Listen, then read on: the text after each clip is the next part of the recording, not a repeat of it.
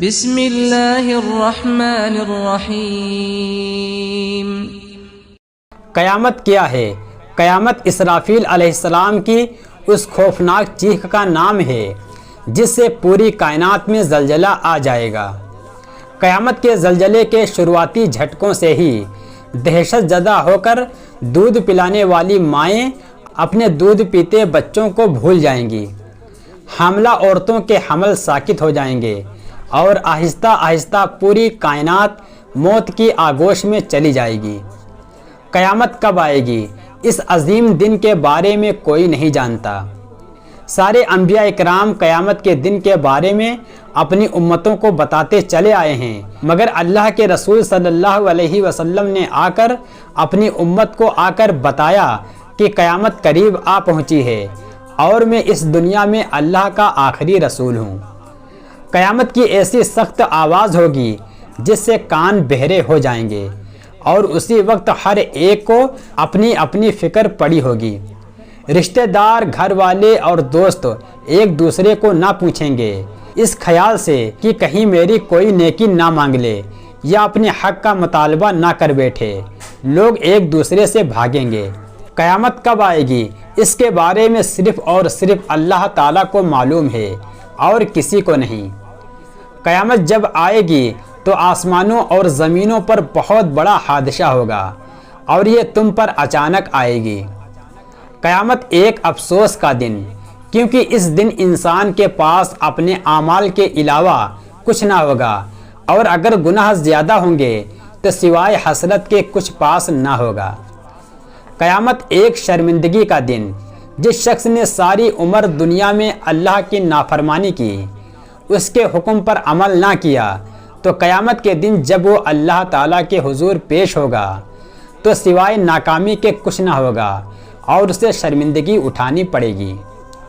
قیامت ایک بدلے کا دن، قیامت کے دن اللہ تعالیٰ انسان کو دنیا میں کی گئی نیکیوں اور عبادت کے بدلے اجر دیں گے، اور یہ بدلہ صرف اللہ تعالیٰ کی ذات کے سوا کوئی نہیں دے سکتا۔ قیامت ایک عذاب کا دن، قیامت کے دن ہر ایک کو اس کے کیے کی سزا اور جزا ملے گی۔ اگر دنیا میں اچھے کام کیے ہوں گے تو اسے جزا اور نہ اسے سزا یعنی عذاب ہوگا۔ قیامت ایک حساب کا دن، دنیاوی زندگی بسر کرنے کے بعد جب ہم سب اللہ تعالیٰ کے حضور پیش ہوں گے تو اس دن ہمارا حساب و کتاب ہوگا۔ قیامت ایک انصاف کا دن، قیامت کے دن اللہ تعالیٰ ہر ایک سے انصاف کریں گے اور ہر ایک کو اس کے اعمال کے مطابق سزا و جزا دی جائے گی، اس لیے اسے حق و انصاف کا دن کہا جاتا ہے۔ رسول اللہ صلی اللہ علیہ وسلم نے فرمایا، قیامت بدترین لوگوں پر قائم ہوگی۔ قیامت اس وقت تک قائم نہ ہوگی جب تک زمین میں اللہ اللہ کیا جاتا رہے گا، اور یہ بھی فرمایا کہ قیامت کسی ایسے شخص پر قائم نہ ہوگی جو اللہ اللہ کہتا ہوگا۔ قیامت کسی مسلمان کی موجودگی میں قائم نہ ہوگی۔ اچانک اللہ تعالیٰ ایک عمدہ ہوا بھیج دیں گے جو مسلمانوں کی بغلوں میں لگ کر ہر مومن کی روح قبض کر لے گی اور بدترین لوگ باقی رہ جائیں گے۔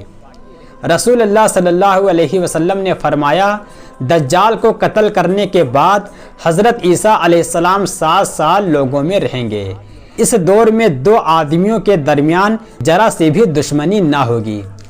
پھر اللہ تعالیٰ ملک شام کی طرف سے ایک ٹھنڈی ہوا بھیجیں گے جس کی وجہ سے تمام مومن ختم ہو جائیں گے اور زمین پر کوئی بھی ایسا شخص باقی نہ رہے گا جس کے دل میں ایمان کا ذرہ ہوگا۔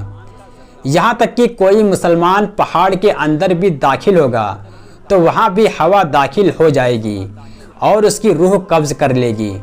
اس کے بعد بدترین لوگ رہ جائیں گے۔ قیامت کے قریب سارے مسلمان ختم ہو جائیں گے، صرف درندوں جیسے اخلاق والے لوگ ہوں گے، نہ بھلائی کو پہچانتے ہوں گے نہ برائی کو سمجھتے ہوں گے۔ ان کا یہ حال دیکھ کر انسانی صورتوں میں شیطان ان کے پاس آ کر کہے گا کہ افسوس تم کیسے ہو گئے، تمہیں شرم نہیں آتی، اپنے باپ داداؤں کا دین چھوڑ بیٹھے ہو۔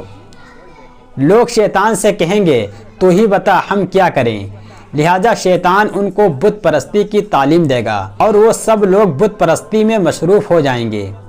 ان کو خوب رزق مل رہا ہوگا اور ان کی اچھی زندگی گزر رہی ہوگی۔ پھر حضرت اسرافیل علیہ السلام سور پھونکیں گے، سور کی آواز سب سنیں گے، جو سنتا جائے گا دہشت کے سبب حیران ہو کر ایک طرف کو گردن جھکا دے گا اور دوسری طرف کو اٹھا دے گا۔ سب سے پہلے جو شخص سور کی آواز سنے گا وہ ہوگا جو اونٹوں کو پانی پلانے کا حوض لیپ رہا ہوگا۔ یہ شخص سور کی آواز سن کر بے ہوش ہو جائے گا اور پھر سب لوگ بے ہوش ہو جائیں گے۔ پھر اللہ تعالیٰ ایک بارش بھیجے گا جو شبنم کی طرح آدمی اگ جائیں گے، یعنی قبروں میں مٹی کے جسم بن جائیں گے۔ پھر اسرافیل علیہ السلام دوبارہ سور پھونکیں گے تو اچانک سب کھڑے ہو جائیں گے اور دیکھتے ہوں گے۔ اس کے بعد اعلان ہوگا کہ اے لوگوں چلو اپنے رب کی طرف، اور فرشتوں کو حکم ہوگا کہ ان کو ٹھہراؤ، ان سے سوال ہوگا۔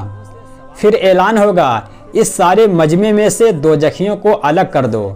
اس پر اللہ تعالیٰ سے پوچھا جائے گا اتنی تعداد میں سے کتنے دوزخی نکالے جائیں؟ 1000 میں سے 999 دوزخی نکال دو۔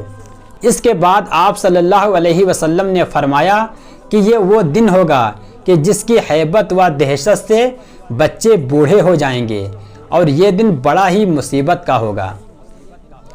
قیامت قائم ہونے کے وقت کوئی مسلمان دنیا میں موجود نہ ہوگا۔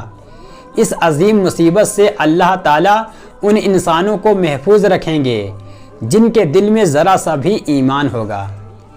قرآن پاک میں ہے، اللہ تعالیٰ فرماتا ہے کہ قیامت اچانک آ جائے گی، اس کی مقرر تاریخ سے باخبر نہیں کیا گیا۔ رسول اللہ صلی اللہ علیہ وسلم نے فرمایا قیامت اس حالت میں قائم ہوگی کہ 2 آدمیوں کے درمیان خرید و فروخت کے لیے کپڑا کھول رکھا ہوگا اور ابھی معاملہ طے کرنے اور کپڑا لینے بھی نہ پائے گا، قیامت قائم ہو جائے گی۔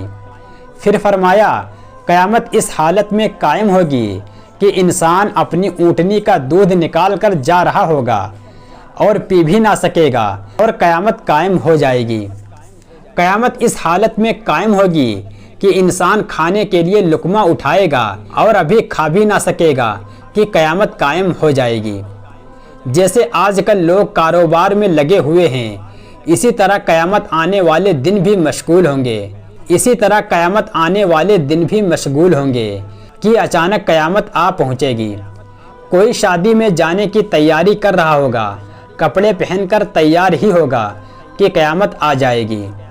کوئی اپنی دکان کھول کے صاف صفائی کر کے بیٹھا ہی ہوگا کہ قیامت آ جائے گی۔ کوئی کھیل کے میدان میں کھیلنے جا ہی رہا ہوگا کہ اچانک قیامت قائم ہو جائے گی۔ کوئی شادیوں میں خوشیاں منا رہا ہوگا، عیش کر رہا ہوگا کہ قیامت آ جائے گی۔ کوئی انسان نہانے کے لیے پانی لے رہا ہوگا، ابھی جسم پر پانی ڈال بھی نہ پائے گا کہ اچانک قیامت قائم ہو جائے گی۔ جب قیامت قائم ہوگی تو لوگ ہکے بکے رہ جائیں گے، یہاں تک کہ ماں کی گود میں بچہ ہوگا اس کو پھینک دیں گی، اس کو ذرا سا بھی خیال نہ ہوگا۔